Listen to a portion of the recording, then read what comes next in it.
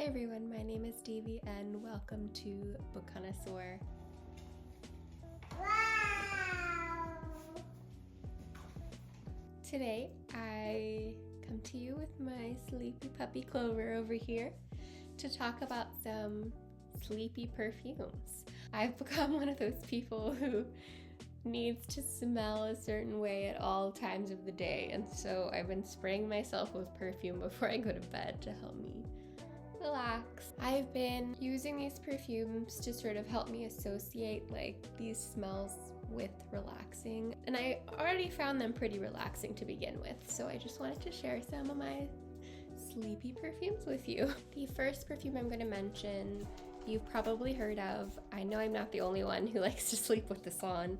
That is White Rice by Banane. Yes, mine came without the tea. I don't know why. White Rice is this beautiful starchy rice scent that has this gorgeous hint of jasmine in it, and also a lot of grounding white musk and tonka bean in the dry down. I find it super relaxing, and I am really glad to have this in my collection. The other super musky scent that I like to wear sometimes is Milk by Dedcool.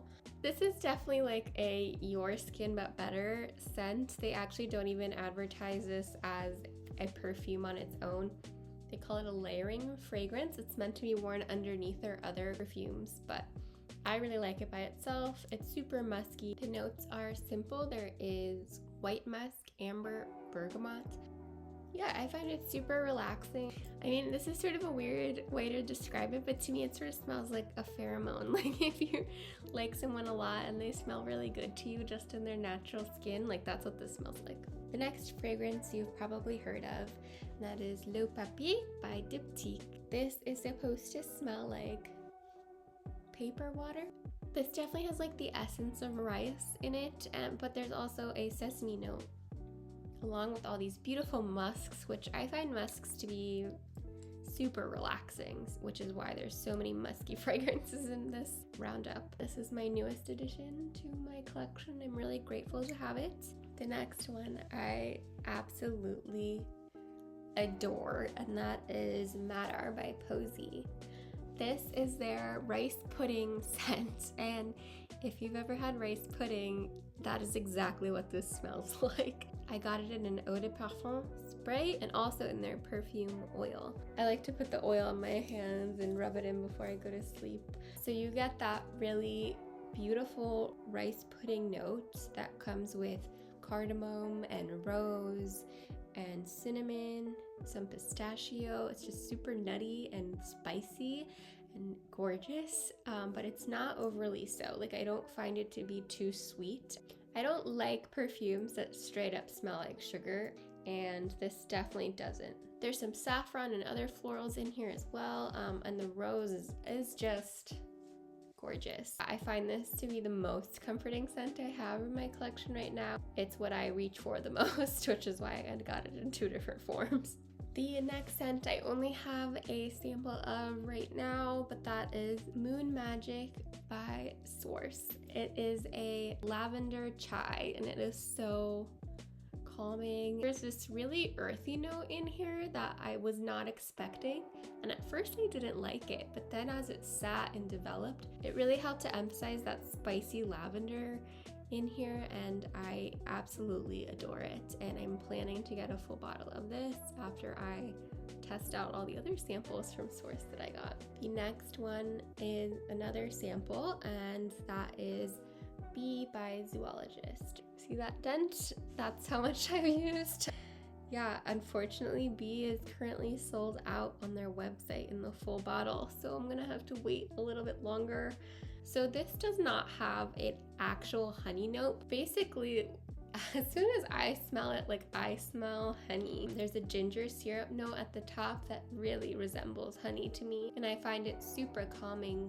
My husband, when he smelled this, said he smelled beeswax first, so I guess different people smell different things, which is interesting. And then I was wearing this once around my mom, and she was like, "Oh, you have really nice sandalwood on, and so there's also a sandalwood note in the base. I find this to be an extremely beautiful honey perfume. I find it super comforting and highly recommend you try it out.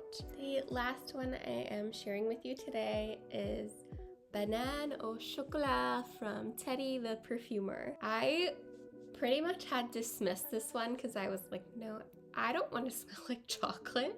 When would I ever want to smell like chocolate? I even had put it away back into the sample box with the other two that I got. And then I was thinking about it, and I could not get it off of my mind.